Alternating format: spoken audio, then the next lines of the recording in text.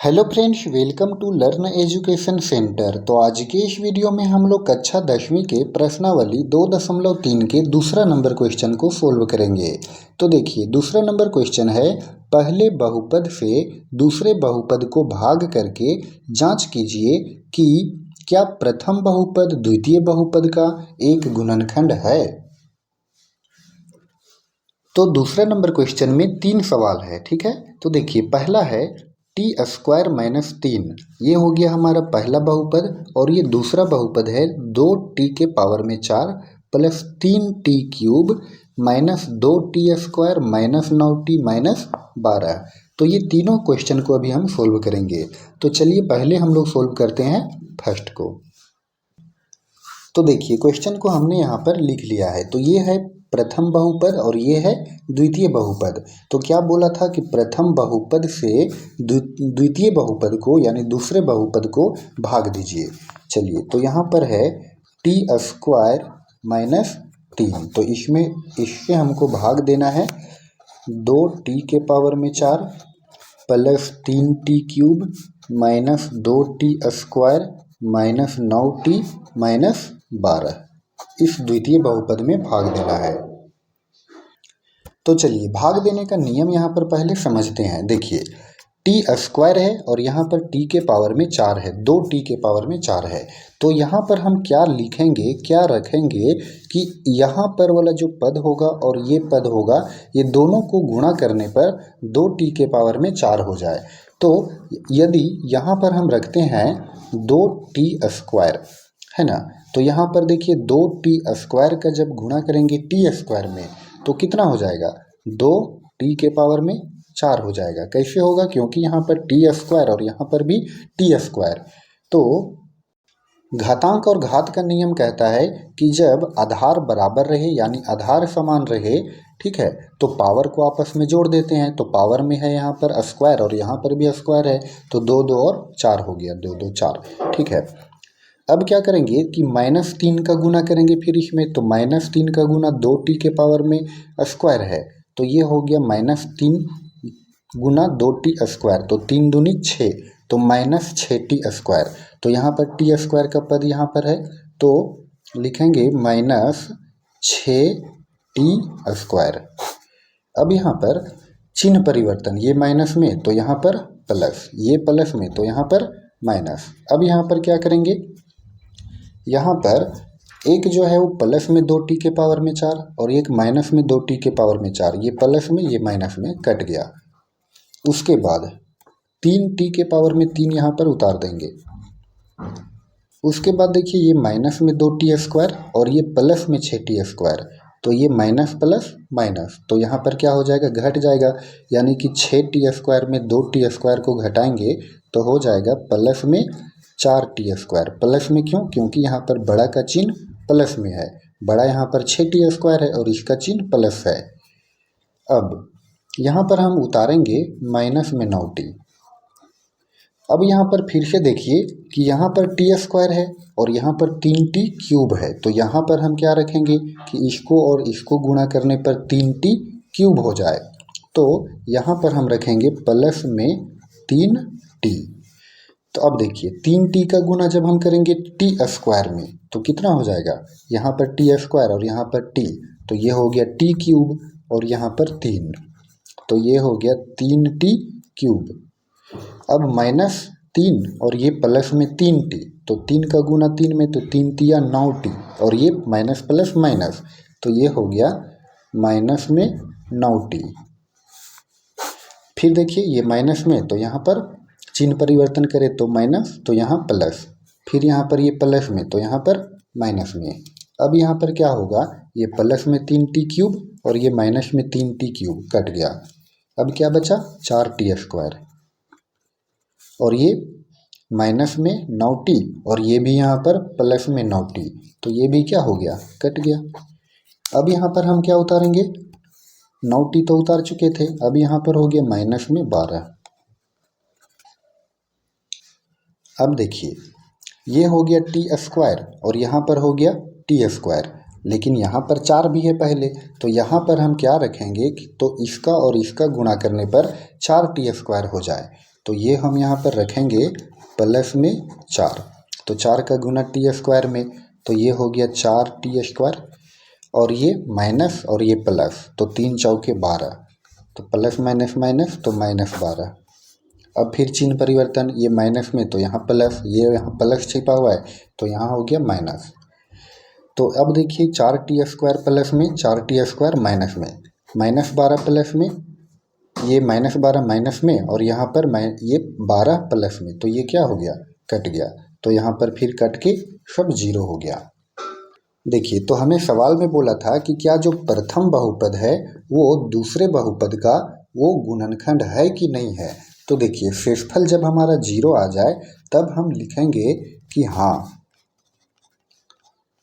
प्रथम बहुपद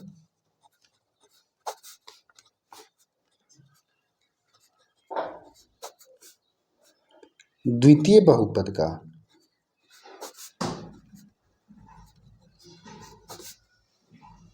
एक गुणनखंड है।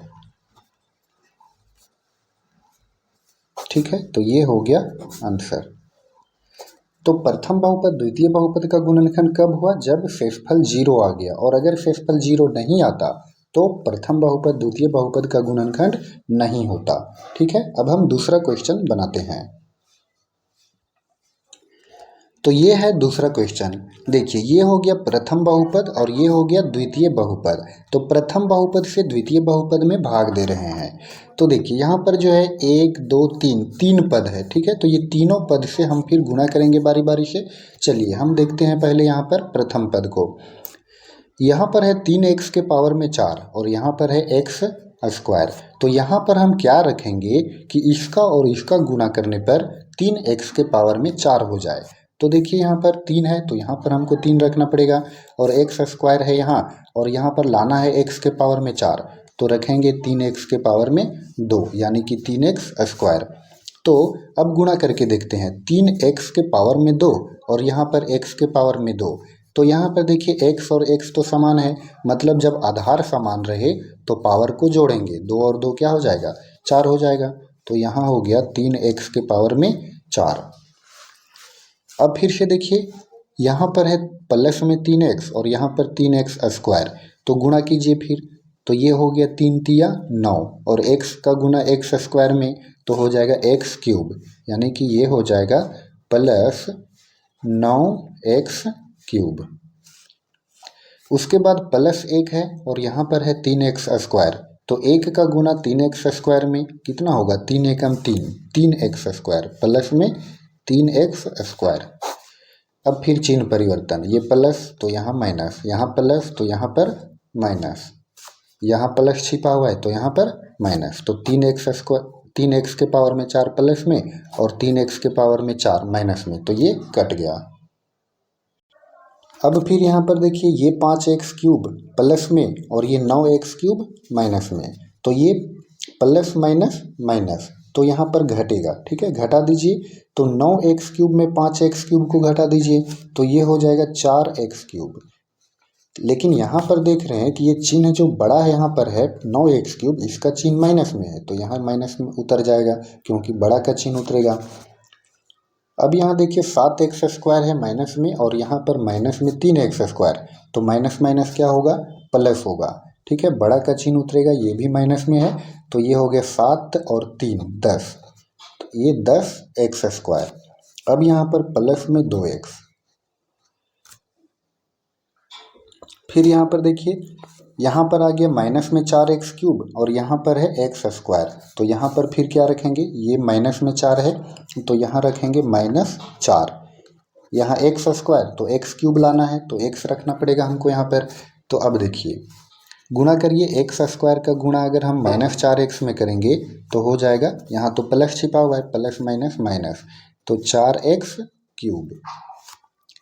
उसके बाद देखिए प्लस माइनस माइनस हो गया, तो 3 का गुना 4 में, तो 4 तिया 12 और फिर x -12x, तो यहाँ पर हो गया -12x², क्योंकि यहाँ भी x है और यहाँ भी x है, तो ये हो गया माइनस में 12x²। और फिर प्लस 1 का गुना करेंगे -4x में, तो प्लस माइनस माइनस हो गया, 4x का गुना 1 में 4x। फिर चिन्ह परिवर्तन, ये माइनस तो यहाँ पर प्लस, यहाँ माइनस तो यहाँ पर प्लस, यहाँ माइनस तो यहाँ पर प्लस। अब देखिए -4x³ और ये +4x³ कट गया, तो अब यहाँ पर क्या होगा, ये प्लस में है और ये माइनस में, तो माइनस प्लस माइनस, लेकिन बड़ा का चिन्ह यहाँ पर प्लस है, तो 12x² में 10x² घटा दीजिए तो बचेगा 2x²। अब यहाँ पर देखिए 2x प्लस में 4x प्लस में, तो दोनों को जोड़ देंगे क्योंकि प्लस प्लस प्लस होगा, तो 2 और 4 6x हो गया। अब यहाँ से उतारेंगे +2। अब यहाँ 2x² और यहाँ पर है x², ठीक है, तो x² और 2x², तो यहाँ पर हम क्या रखेंगे प्लस में 2, तो 2 का गुना x² में, तो ये हो गया 2x², फिर प्लस प्लस प्लस हो जाएगा, तो 3 दूनी 6x और प्लस प्लस प्लस, तो 1 का गुना 2 में करेंगे तो 2।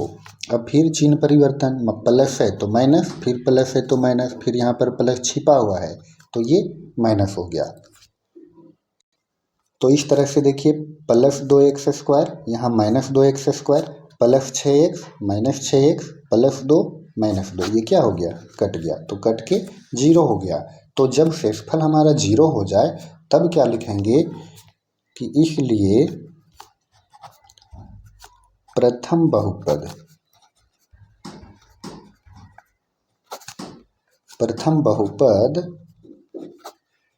द्वितीय बहुपद का एक गुणनखंड है, ठीक है, ये हो गया आंसर। और यदि 0 यहाँ पर शेषफल नहीं आता तो प्रथम बहुपद द्वितीय बहुपद का गुणनखंड नहीं होता, ठीक है। चलिए अब हम सोल्व करेंगे थर्ड। ये है तीसरा क्वेश्चन, देखिए ये है प्रथम बहुपद और ये है द्वितीय बहुपद। तो प्रथम बहुपद में है x के पावर में 3 और यहाँ पर है x के पावर में 5। तो यहाँ पर हमको x के पावर में 5 जो है, तो यहाँ पर भी x के पावर में 5 लाना है, तब ना ये कटेगा। तो इसीलिए यहाँ पर हम क्या रखेंगे, तो यहाँ पर रखेंगे x के पावर में 2। तो देखिए तो x के पावर में 2 और x के पावर में 3, इसको जब गुणा करेंगे तो यहाँ पर x हो गया और x आधार बराबर, तो पावर को जोड़ देंगे, 3 और 2 5 हो गया। अब देखिए -3x और यहाँ पर x², तो माइनस प्लस माइनस, तो 3x³ -3x³ हो गया। प्लस में देखिए 1 का गुना x² में, तो ये हो गया प्लस में x²। अब देखिए ये प्लस तो यहाँ पर माइनस, यहाँ माइनस तो यहाँ पर प्लस, यहाँ प्लस तो यहाँ पर माइनस, तो ये प्लस x के पावर में 5 और ये माइनस x के पावर में 5 कट गया। अब देखिए -4x³ और ये हो गया प्लस में 3x³, तो ये प्लस में और ये माइनस में और ये प्लस में, तो यहाँ पर बड़ा का चिन्ह क्या है, माइनस है, तो माइनस उतरेगा यहाँ पर और यहाँ पर घटा दिए तो ये हो गया x³ -x³। अब यहाँ पर जो है वो x² प्लस में और x² माइनस में, तो ये भी कट गया। अब यहाँ पर हो जाएगा प्लस में 3x, ठीक है, और यहाँ पर प्लस 1 है, इसको उतारेंगे। अब x³ माइनस में और यहाँ पर x³ प्लस में, तब हम क्या करेंगे, यहाँ तो माइनस है और यहाँ पर प्लस है, तो -1 रखेंगे। तो -1 का गुना जब करेंगे x³ में तो क्या हो जाएगा, माइनस में x³। फिर है यहाँ पर -3x और ये -1, तो माइनस माइनस प्लस, तो 3x का गुना 1 में करेंगे तो क्या हो जाएगा, प्लस में 3x। फिर यहाँ पर प्लस और यहाँ माइनस, तो प्लस माइनस माइनस, तो 1 का गुना 1 में करेंगे तो 1। अब ये माइनस तो यहाँ प्लस, यहाँ प्लस तो यहाँ माइनस, यहाँ माइनस तो यहाँ प्लस। अब देखिए -x³ प्लस x³ कट गया, प्लस में 3x और माइनस में 3x, ये भी कट गया। अब यहाँ देखिए ये +1 और ये +1, तो प्लस प्लस प्लस, 1 और 1 2, इसलिए प्रथम बहुपद द्वितीय बहुपद का गुणनखंड नहीं है। गुणनखंड कब होता? जब यहाँ पर 0 होता। तो इस तरह से ये आंसर हो गया। तो फ्रेंड्स, वीडियो को ज़्यादा लंबा नहीं करते हैं, तो अब हम 3rd नंबर क्वेश्चन को अगले वीडियो में सोल्व करेंगे। तो अगर आपको ये वीडियो पसंद आया हो तो आप इस वीडियो को लाइक करें और कक्षा 10वीं के इसी तरह का सभी चैप्टर का सॉल्यूशन देखने के लिए हमारे चैनल लर्न एजुकेशन सेंटर को सब्सक्राइब जरूर करें और इसे अपने दोस्तों के साथ शेयर भी करें। धन्यवाद।